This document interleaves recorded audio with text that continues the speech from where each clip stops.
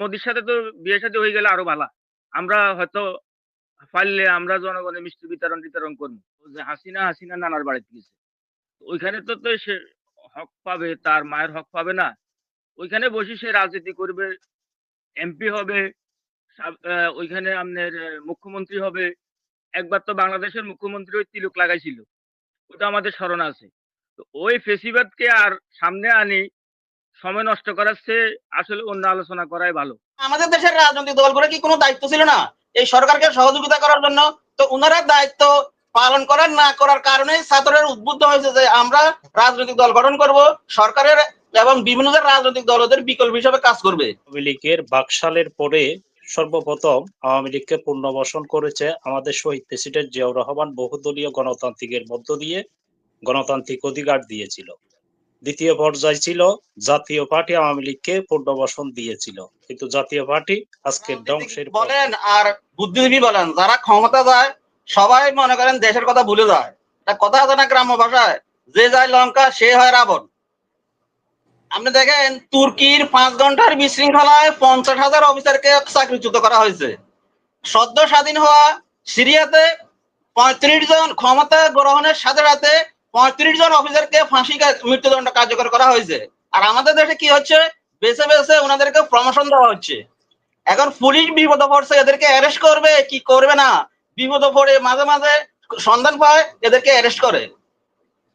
এখন ছাত্ররা যে রাজনীতি করার জন্য উদ্বুদ্ধ হয়েছে, এই জন্য দায়ী আমাদের দেশের রাজনীতিবিদরা। যারা দায়িত্ব সম্পন্ন রাজনীতিবিদ, বড় বড় রাজনীতিবিদ, ওনারা শেখ হাসিনা পরবর্তী সময় কখন ক্ষমতা গ্রহণ করবেন এই নিয়ে ব্যস্ত। পরবর্তীতে যে বিভিন্ন লীগ আকারে সরকারের বিরুদ্ধে বিভিন্ন বিশৃঙ্খলা হয়েছে, এই সব কিছুর মধ্যে একজন রাজনীতিবিদ এগিয়ে আসে নাই। এখানে গেছে কে? সাজিদ গেছে, হাসনাত গেছে। হাসনাতের তো একবার মেরে হাসপাতালে পাঠিয়ে দেওয়া হয়েছে। তাহলে আমাদের দেশের রাজনৈতিক দলগুলো কি কোনো দায়িত্ব ছিল না এই সরকারকে সহযোগিতা করার জন্য?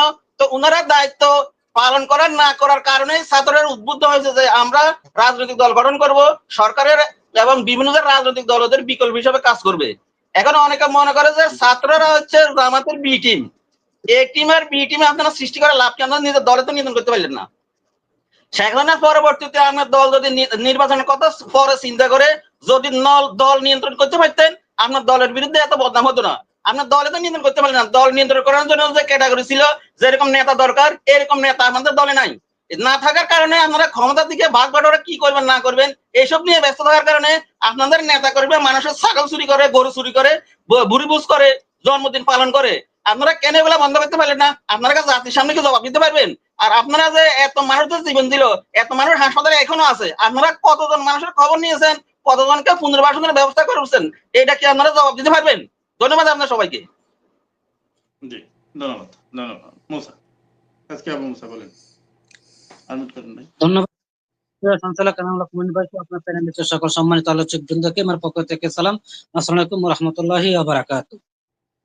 হ্যাঁ, অনেক অনেক সুন্দর বক্তব্য করেছেন, আমাদের অতিথিবৃন্দ সুন্দর আলোচনা করেছেন। তার মাধ্যমে আমি একটু বলতে চাই, আপনি যে কর্মসূচিটা নিয়ে আওয়ামী লীগের ফেব্রুয়ারি কর্মসূচিটা নিয়ে বলছেন, এটা আমাদের রাজনীতি দলের কিছু রেষারেষির কারণে আওয়ামী লীগ এখনো পর্যন্ত বিচারের সম্মুখীন না হয়ে তারা জনগণের কাছে ক্ষমা চাওয়া, যে পর্যন্ত ক্ষমা না চাওয়ার আগে তারা যে কর্মসূচিটা দিচ্ছে, তারা একটু আমাদের রাজনীতির রেষারেষির কারণে সুযোগটা পাচ্ছে। তারা এর আগে হরতাল দিয়েছে, হরতাল দিয়ে আমেরিকার জনগণকে তারা কষ্ট দিয়েছে, বাংলাদেশে হরতাল দিয়ে আমেরিকার জনগণ কষ্ট দিয়েছে। এদেরকে আইনের আওতানো দরকার। এখন রাজনৈতিক বিষয়গুলো নিয়ে অনেকে বিএনপির উপরে দোষগুলো চাপিয়ে দিয়ে যাচ্ছেন, মানে বিএনপির উপরে দোষগুলো চাপিয়ে দিয়ে যাচ্ছেন, কিন্তু সবাই দায়িত্ব কেউ নিতে চাচ্ছেন না। ক্ষমতা বিএনপি একা শুধু চাচ্ছে না, বিএনপি ক্ষমতা যাইতে চাচ্ছে না, তারা তো যুক্তির সময়ের মধ্যে নির্বাচন চাচ্ছে, সংস্কারে বিএনপি বাধা দিচ্ছে না, সর্বোচ্চ সহযোগিতা করে যাচ্ছে এখন পর্যন্ত বিএনপি এই দলকে। কিন্তু আপনি রাজনীতি সরকারে থাকবেন আবার জি ডিসকানেক্ট হয়ে গেছেন। সোহেল, মোহাম্মদ সোহেল বলেন। বিসমিল্লাহির রহমানির রহিম। আসসালামু আলাইকুম ওয়া রাহমাতুল্লাহি ওয়া বারাকাতুহু। দেখেন, বিষয়টা হচ্ছে আওয়ামী লীগ কর্মসূচি করবে নাকি হরতাল করবে সেটা জনগণই আগামী দিনে সিদ্ধান্ত নেবে। আগামী ফেব্রুয়ারি মাসে এটা সিদ্ধান্ত হবে। এখানে বিশেষ করে একটা ছোট্ট করে একটা জরিপ দিচ্ছি। দেখেন, আওয়ামী লীগের বাকশালের পরে সর্বপ্রথম আওয়ামী লীগকে পুনর্বাসন করেছে আমাদের শহীদ প্রেসিডেন্ট জিয়াউর রহমান বহুদলীয় গণতান্ত্রিকের মধ্য দিয়ে গণতান্ত্রিক অধিকার দিয়েছিল। দ্বিতীয় পর্যায় ছিল জাতীয় পার্টি আওয়ামী লীগকে পুনর্বাসন দিয়েছিল, কিন্তু জাতীয় পার্টি আজকে ধ্বংসের পর্যায়ে। তৃতীয় অপশনে ছিল জামাত। জামাত যখন এই আওয়ামী লীগকে পুনর্বাসন দিয়েছিল, জামাতের শীর্ষ নেতাকর্মীদেরকে ফাঁসির কারাদণ্ডে দণ্ডিত করা হয়েছে। চতুর্থবার বাংলাদেশ সেনাবাহিনীকে আমরা গর্ব করি, বাংলাদেশ সেনাবাহিনীর মাধ্যমে এই আওয়ামী লীগকে পুনর্বাসন করা হয়েছে, কিন্তু বিনিময়ে আমরা পেয়েছি কি 57 জন সেনা অফিসার সহ এবং বিডিআর হত্যা 74 জন। তাহলে শেষ পর্যন্ত এখন এই 2025 সালের বর্তমান চলতেছে, আওয়ামী লীগের তো পতন হয়েছে। এই পতন হওয়া পাত্রকে কে বা কারা এখন মাথা ছাড়া দিয়ে দাঁড়ানোর জন্য কারা সহযোগিতা করতেছে, এটা বাংলাদেশের সাধারণ জনতা এবং অরাজনৈতিক জীবনযাপন যারাই করতেছে, সমস্ত রাজনৈতিক দলগুলো সহ এটা জরিপ করা দরকার। অপরাধকারীদেরকে, জঘন্য অপরাধকারীদেরকে কিভাবে সুযোগ দেবে সেটা জনগণই ফয়সালা নেবে, কারণ এদের যোগ্যতা কতটুকু আছে। কারণ এরা যে যোগ্যতা অনুযায়ী আজকে 2024 সালে গত 2024 সালে যে ঘটনাগুলো ঘটিয়েছে, এগুলো কি আপনারা মনে করতেছেন কোন ধরনের ছোটখাটো ঘটনা? বহির্বিশ্বে এটা আপনারা খতিয়ে দেখেন। আমার বাংলাদেশে যে গণহত্যা হয়েছে, বহির্বিশ্বে গণতান্ত্রিক রাষ্ট্র অনেক রাষ্ট্র আছে, কোন রাষ্ট্রতে এই ধরনের ছাত্র জনতাকে কেন্দ্র করে গণহত্যা চালিয়ে স্বৈরাচারী পালিয়ে যায় নাই। কারণ এই স্বৈরাচারী পালিয়ে প্রশ্ন না থাকলে একটু সংক্ষিপ্ত করতে হবে, প্রশ্ন না থাকলে একটু সংক্ষিপ্ত করেন।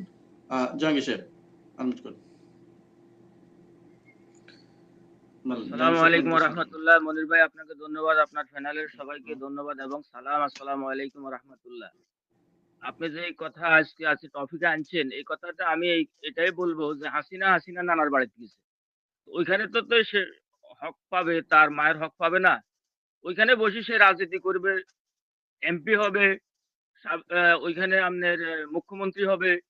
একবার তো বাংলাদেশের মুখ্যমন্ত্রী ওই তিলক লাগাইছিল, ওটা আমাদের স্মরণ আছে।